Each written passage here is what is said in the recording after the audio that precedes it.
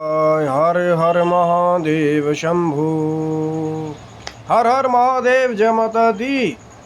जब ज्योतिष विज्ञान की बात करते हैं या कुंडलियों में विभिन्न ग्रहों की बात करते हैं तो चाहे सॉफ्ट माने जाने वाला यानी कि बिल्कुल जिसको कई बार हम कहते हैं ना कि एकदम छुई मुई टाइप, या बिल्कुल जिसके अंदर वो आकर्षण छिपा हुआ है कि ये चंद्रमा कि चंद्र ग्रह के बारे में यदि हम बात करते हैं, लेकिन बहुत महत्वपूर्ण जो है किसी भी बर्थ चार्ट में किसी भी कुंडली में जो है चंद्रमा की प्लेसमेंट जो है बहुत महत्वपूर्ण रोल प्ले करती है।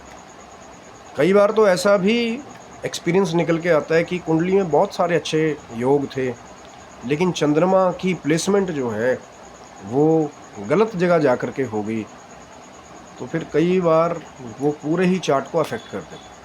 तो आज ऐसी चर्चा चैनल पे प्रश्न भी आया था। शिव शक्तोम चैनल पे आप लोग का हार्दिक स्वागत है। और चैनल पे यदि नए हैं तो विनम्रता से निवेदन करूंगा कि चैनल को सब्सक्राइब कर लें ताकि हमारे द्वारा बनाई हुई कोई भी वीडियो सबसे पहले आपको प्राप्त हो, क्योंकि नित्य प्रति अभी भी हमारी यात्रा जारी है कि कोई ना कोई ज्ञान की चर्चा, कोई ना कोई रहस्य या कोई साधना से जुड़ा हुआ जो टूटा फूटा हमारा एक्सपीरियंस है, जितना भी महादेव की कृपा से, माँ भगवती की कृपा से प्राप्त है, वो आपके साथ शेयर करने की कोशिश करते हैं। तो आज का प्रश्न जो है वो चैनल पे आया था कि चंद्रमा 12th हाउस में, यानी कि चंद्रमा 12वें घर में, moon in the 12th house. तो जिन्होंने प्रश्न भेजा तो उनके साथ भी मैं वही निवेदन करूंगा कि बहुत जगह एक बहुत पुराना एक फियर क्रिएटेड है। तभी तो मैंने कहा ना कि कई बार जब बहुत प्रैक्टिकली आप स्टडी करते हैं, अध्ययन करते हैं, फिर लोगों के बर्थ चार्ट को प्रैक्टिकली जोड़ते हैं कि जो थ्योरी में लिखा हुआ है क्या वो प्रैक्टिकली भी वैसे घटित हो रहा है या दोनों में कोई अंतर है। तो जब प्रैक्टिकली आप इस चीज़ का अध्ययन करने जाएंगे तो ये जो 6, 8, 12 का जो अलग ही भय लोगों ने बना रखा है कि 6, 8, 12 में ग्रह चले गए तो फिर जो है वो खराब ही फल देंगे। कोई ऐसा ग्रह जो आपके लिए योग कारक हो और कहीं अपनी उच्च राशि में बैठा हो, फिर चाहे वो 12वां घर हो, तो क्या वहाँ स्थिति अलग नहीं होगी। इसीलिए जिनका भी जो अब सबके लिए जो 12वें ग्रह का चंद्रमा है उसकी प्लेसमेंट सेम रिजल्ट नहीं देगी। ये जब आप डीपली उसको पढ़ेंगे, अलग अलग जो राशियों का नेचर है उसमें चंद्रमा अलग अलग रिजल्ट जो है वो दे सकता है, पहली बात। दूसरा, फिर वहाँ जो आपका चंद्रमा है वो लगन के हिसाब से योग कारक है कि नहीं है, लगन के स्वामी का मित्र है या नहीं है, वो दूसरा फैक्टर है कि चंद्रमा 12वें घर में अगर है तो लगन के हिसाब से योग कारक है या नहीं है। क्योंकि कई बार वही चंद्रमा जिसको बहुत सारे लोग कहते हैं 12वें में जो है, कई बार अगर योग कारक हो तो बाहर की यात्राओं का योग भी जो है वहाँ से बनाने का चांस देता है। इसीलिए कहता हूँ कि बहुत डीप रिसर्च जब होती है तो कुछ जो रटी रटाई कुछ चीज़ें हैं, जब उनको सही जगह नहीं फिट करेंगे, कई बार प्रेडिक्शन जो है वो फेल भी होती है। अब हो सकता है अगला वो विदेश में जो है चंद्रमा की वजह से बैठा हो और आप बोल रहे हो कि नहीं भैया चंद्रमा 12वें घर का है, यहाँ तो हॉस्पिटल से खर्चा चलेगा। बिल्कुल, 12वां घर जो है वो हमारे जो हॉस्पिटल का या अस्पताल का खर्चा भी जो है वो उड़ा सकता है। लेकिन कोई ऐसा ग्रह जो वहाँ पे जो नीच का है या हमारे लिए मारक स्थिति रखता हो, वो ज़्यादा दुष्प्रभाव देगा वाला। तभी तो मैंने कहा ना कि सबसे पहले देखना चाहिए कौन सी राशि में चंद्रमा जो है वो विराजमान है, कौन से तत्व में, कोई वायु तत्व में है, अग्नि में है, फिर ये दूसरी चर्चा। फिर तीसरा, चंद्रमा का वहाँ बलाबल कितना है। अब ये दोनों साइड के लिए जो है वो नेगेटिव वे में भी जा सकता है, पॉजिटिव, क्योंकि अगर मारक स्थिति चंद्रमा की होगी, बल में ज़्यादा होगा, हो सकता है मार करने की उसके अंदर क्षमता ज़्यादा हो। योग कारक होगा, कहीं अपनी उच्च राशि में बैठा और योग कारक भी हो सकता है 12वीं जो राशि आ जाए, उच्च राशि आ जाए चंद्रमा। अब मैं राशि में ज़्यादा डिटेल में नहीं जाऊँगा, फिर तो वीडियो बहुत लंबा हो जाएगा। सांकेतिक रूप से आपको जो है ये बताने की कोशिश कर रहा हूँ, प्रयास कर रहा हूँ कि अलग अलग प्लेसमेंट की वजह से वहाँ चंद्रमा का रिजल्ट, सिर्फ ये नहीं देखना कि 12th हाउस का चंद्रमा है, 12वां का चंद्रमा है, 6, 8, 12 वाला हर जगह जो है लेबल चिपका दोगे, नहीं। राशियों के हिसाब से, लगन की जो संबंध है चंद्रमा के साथ, हो सकता है लगन का स्वामी ही चंद्रमा हो, कर्क लगन की कुंडली हो, पर वही है प्लेसमेंट बलाबल और लगन का स्वामी नहीं है, वो फिर एक अलग बड़ी डीप डिस्कशन है। इसीलिए प्लेसमेंट, बलाबल, डिग्री का बल, कौन से उसको दृष्टि दे रहे हैं। हो सकता है कहीं से जो है चंद्रमा सही प्लेसमेंट पे भी हो, राहु कहीं से दृष्टि दे रहा हो, या राहु चंद्रमा की युति हो रही हो 12वें में, और वहाँ पे फिर एडवर्स जो है रिजल्ट आपको दे सकता है। और कहीं चंद्रमा योग कारक हो, वहाँ से कहीं से भी बृहस्पति की दृष्टि आ रही हो, तो बड़ा विद्वान भी बना सकता है, बाहर के लिए ज्ञानवान यात्राएं भी करा सकता है। तो अलग अलग फैक्टर जो है वो वेरिएशंस वहाँ पे फिर रिजल्ट में जो है अलग अलग होगी। सिर्फ ये देख करके किसी को भयभीत मत कीजिए कि 12वें घर का चंद्रमा है।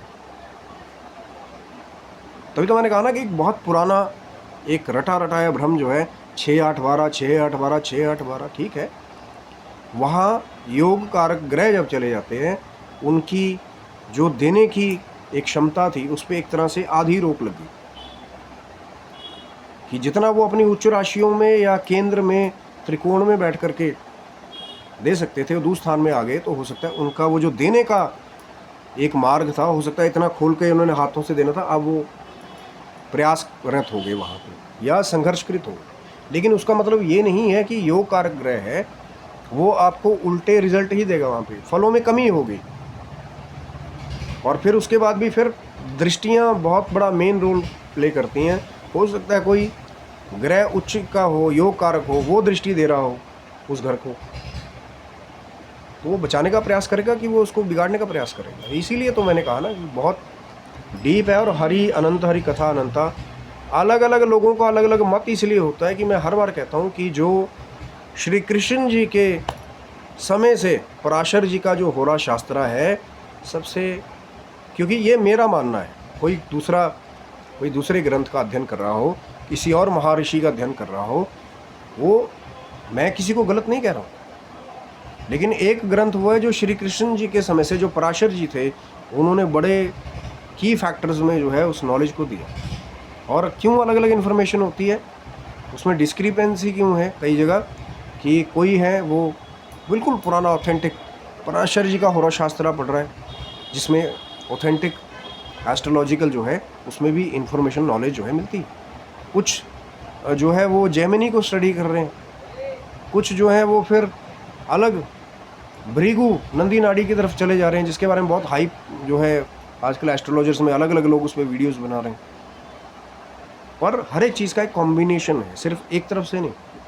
लगन चार्ट, नवांश चार्ट, फिर उसके साथ के सहायक चार्ट, डिग्रीज, बलाबल, दृष्टियाँ, लगन कौन सा है, कौन से तत्व का लगन है, ये बहुत डीप नॉलेज है। Astrology is like a deep sea, एक समुंदर के जैसा है। उसमें से फिर वो जो असली चंद्रमा की नॉलेज वाला जो मोती है उसको जा कर के निकाल के आना। तभी तो मैंने कहा ना कई जगह अगर माफ़ी चाहूँगा, चंद्रमा अगर जो है सही प्लेसमेंट में है तो वही चंद्रमा का रत्नवा धारण करके जो सुच्चा मोती है, जिसको पर्ल बोलते हैं, मैं वो दूसरे उपलैन ये उसकी बात नहीं करूँगा, शुद्ध रत्नों की बात कर रहा हूँ, तो वहाँ पे फिर आपको डाला हुआ सुच्चा मोती लाभ दे सकता है। मैंने पहले भी वीडियोज़ में बात की है किसको रत्न धारण करना चाहिए, किसको नहीं। और अगर कहीं नीच का हुआ, मारक स्थिति में हुआ, फिर वहाँ आप सोचेंगे 10 में से 8 वो दूसरे आएंगे कि भैया जौन सा ग्रह खराब हो, महादशा चल रही है, डाल दो रत्न, शांति हो जाएगी। और प्रैक्टिकली वो बेचारा पहले सफ़र कर रहा है, हो सकता है स्थिति और एडवर्स हो जाए। इसलिए बहुत सारी चीज़ें देखने के बाद, एनालिसिस करने के बाद फिर निष्कर्ष निकाला जाए कि कौन सा रत्न धारण करना है, नहीं करना है, ग्रह योग कारक है, नहीं है, आपकी कुंडली में फेवर कर रहा है, नहीं कर रहा है, उसके अंदर बल कितना है, नहीं है, तब जा कर के फिर प्रेडिक्शन जो है वो कई बार लोगों को सही मार्ग दिखा देते हैं। देखिए, पूरा ज्ञान सिर्फ महादेव माँ भगवती के पास है, लेकिन जितना किसी के पास अल्प भी है वो प्रयास करे कि आपको सही ऑथेंटिक, चाहे 20% की ही इन्फॉर्मेशन दे, 100% तो फिर वो देवादिदेव महादेव है, उनकी कृपा हो जाती है माँ भगवती की। तो ये जो एस्ट्रोलॉजिकल जो गहरा समुद्र है ज्योतिष, इसके बीच फिर आप गोता लगा करके जो असली मोती हैं उनको निकाल करके ला करके किसी का लाभ कर सकें। कोशिश आज भी वही है कि जो ज्ञान हमें प्राप्त हुआ, लगा कि रिसर्च है, आधार है, आपके समक्ष जो है अपना मत रखा है। तभी मैंने कहा हरि अनंत हरि कथा अनंत। जो दूसरे महर्षियों को स्टडी कर रहे हो, कुछ और दूसरे लाल किताब वाले जो आप समझ लीजिए बस यह बुक्स पढ़ रहे हो, वो अपने हिसाब से वहाँ पे अलग अलग चीज़ों करते हैं, लेकिन ऑथेंटिक, पुराना, ओल्डन, ओल्ड इज गोल्ड। और कुछ पुराने हमारे ग्रंथ हैं, उनका अध्ययन जरूर कीजिए। सब करना चाहें कर सकते हैं। ब्रीज जात का होरा शास्त्र जरूर पढ़िए, जो मुझे प्राप्त हुआ महादेव की कृपा से, माँ भगवती की कृपा से, संतों की चरणों की धूल की वजह से, वो मैंने आपके समक्ष अपनी इन्फॉर्मेशन शेयर की है। आगे भी चैनल को सब्सक्राइब रखिएगा। जैसे प्रश्न आया था, आगे भी आपके प्रश्नों का उत्तर देने की कोशिश करते रहेंगे, जब लाइकिंग, शेयरिंग, सब्सक्रिप्शन के रूप में आपका प्रेम मिलता है, मिल रहा है। बहुत बहुत धन्यवाद। आगे भी बने रहिए, बहुत कुछ चमत्कारिक जो है वो आने वाला है। तब तक के लिए हर हर महादेव शंभु। जय माता दी।